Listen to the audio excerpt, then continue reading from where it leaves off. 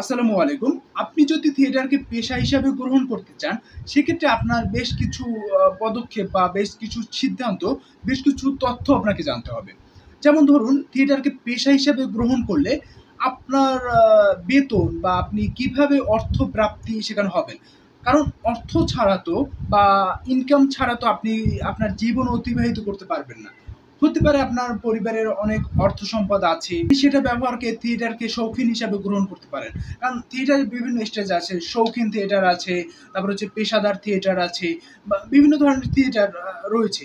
সেই থিয়েটারগুলো একটা সময় হচ্ছে আপনার যেমন ১৮০০ সালের কথা যদি আমরা বলি, সেক্ষেত্রে ১৮৬০ এর দিকে আমরা ঢাকায় পাই কি, ঢাকায় হচ্ছে আপনার একসময় অভিনয় হতো পূর্ববঙ্গ রঙ্গভূমিতে, যেখানে ৳২, ৳৪, ৳৫ এরকম টিকিটের মূল্য ছিল। অর্থাৎ সেখানে পেশাদার যে থিয়েটার, সেটার একটা উৎপত্তি কিন্তু ঢাকায় সে ১৮৬০ এর দিকে হয়েছিল পূর্ববঙ্গ রঙ্গভূমির মাধ্যমে।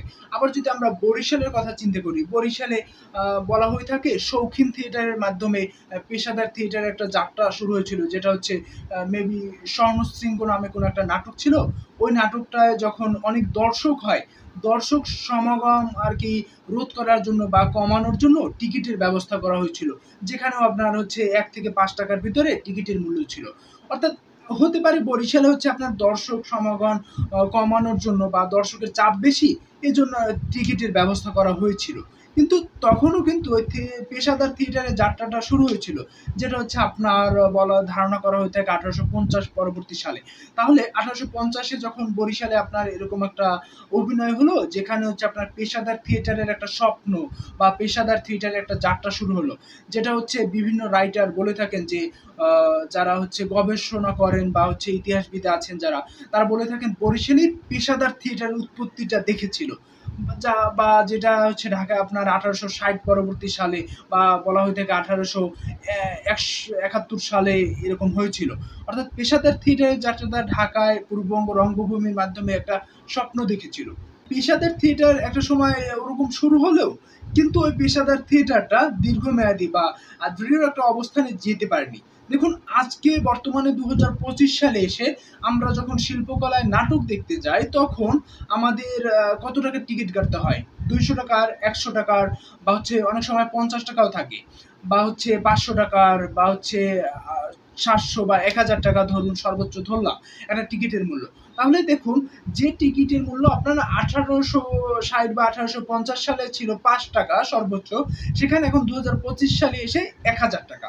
এখন হয়তোবা টাকার হিসাবে হয়তোবা বলতে পারেন আমরা হচ্ছে নাট্যচর্চা করি শৌখিনতার বা শখের বিষয়, আমরা কোনো টাকার বিষয় করি না। অনেক সময় অনেকে আছেন থিয়েটার এখনো করেন, যারা হচ্ছে অন্য একটা জব করেন, অন্য একটা কাজ করেন, শখের বিষয় এসে থিয়েটারে এসে সংলাপ দেন, অভিনয় করেন। কিন্তু আল্টিমেটলি কিন্তু এভাবে চলতে পারে না। একটা থিয়েটারের হোক, যেটা হচ্ছে আপনার সিনেমা বা চলচ্চিত্র হোক, যেখানেই বলেন, যেখানে একজন অভিনেতা তার চাকরি রেখে এসে যখন অভিনয় শখের বিষয় করে, শখের বিষয় মানুষ করতেই পারে, বা এই শখটাকে পেশাদার শখে রূপান্তর করতে হবে।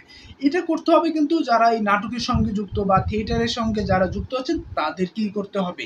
কারণ আম একজন অভিনেতা তার অভিনয় করেন, অভিনয়ে দিনটা ২৪ ঘন্টা সময় যদি দেন, অ্যা সেক্ষেত্রে তার কাজ করতে পারেন না। আবার যদি কাজে সময় দেন, সেক্ষেত্রে ভালোভাবে অভিনয়টা করতে পারেন না। হয়তোবা তার শখের বিষয় কাজ, শত কাজ বাদ দিয়েও তার অভিনয়টা করা শখের হয়ে থাকে। কিন্তু সে যদি একজন অভিনেতা তার অভিনয় করে একটা ভালো একটা অ্যামাউন্ট পেত বা অর্থ সামগ্রী পেত, সেক্ষেত্রে কিন্তু তিনি তার ওই কাজটা তার করতে হতো না। তাহলে একজন প্রফেশনাল অ্যাক্টর হিসাবেই তিনি কিন্তু তার জীবনকে অতিবাহিত করতে পারতেন।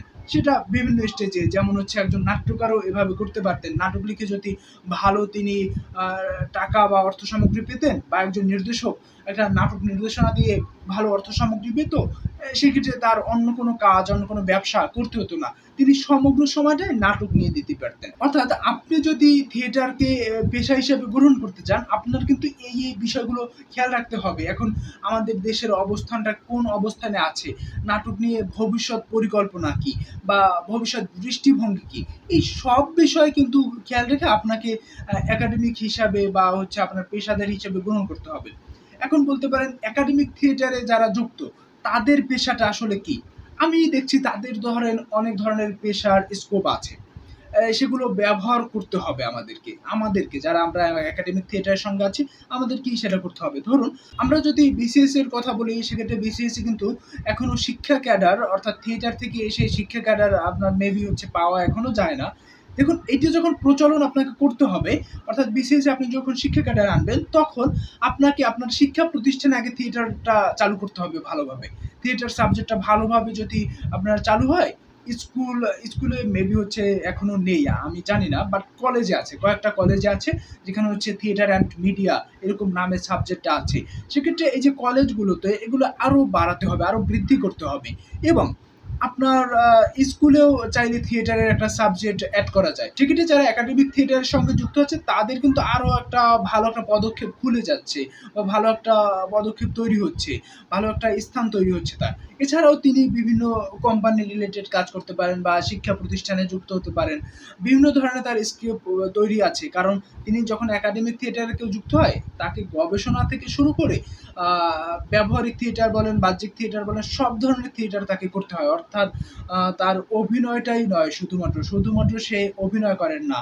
যারা এখনো ভেবে থাকেন একাডেমিক থিয়েটার শুধুমাত্র কোটানকোট নাচ গান করেন, এই ধারণাটা আসলে ভুল। তারা যেমন তত্ত্বীয় বিষয় নিয়ে পড়াশোনা করেন, এবং একই সাথে তারা ব্যবহারিক বিষয় নিয়েও পড়াশোনা করেন। সেক্ষেত্রে একজন একাডেমিক থিয়েটারের সঙ্গে যে যুক্ত আছে, আমার কাছে মনে হয় না যে তার পেশার নির্বাচনে কোনো সমস্যা তৈরি হতে পারে। কারণ একজন একাডেমিক থিয়েটারের একজন শিক্ষার্থী, তিনি এমন কিছু পারেন যেটা আরো 10 জন পারেন না।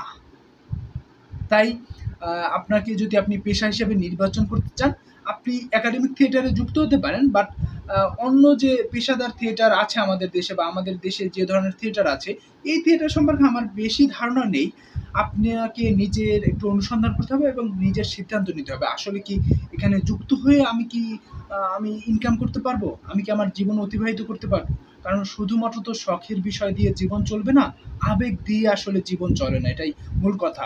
কারণ আবেগ ভালো, বাট আবেগ দিয়ে জীবনটা চালানো যায় না। আপনার জীবনে চলতে হলে বাস্তবতার সঙ্গে চলতে হবে, আপনাকে বাস্তবতা মেনে চলতে হবে। তবে এই থিয়েটারগুলো, একাডেমিক থিয়েটার বলেন বা অন্য ধরনের থিয়েটার, এই থিয়েটারটা চাইলে ভালো একটা অবস্থানে নেওয়া যায়। সেক্ষেত্রে আমাদেরই পরিকল্পনা করতে হবে, বিভিন্ন স্কোপ তৈরি হতে পারে। একটা ভিডিওতে সে বিষয়ে কথা বলবো। আল্লাহ হাফেজ।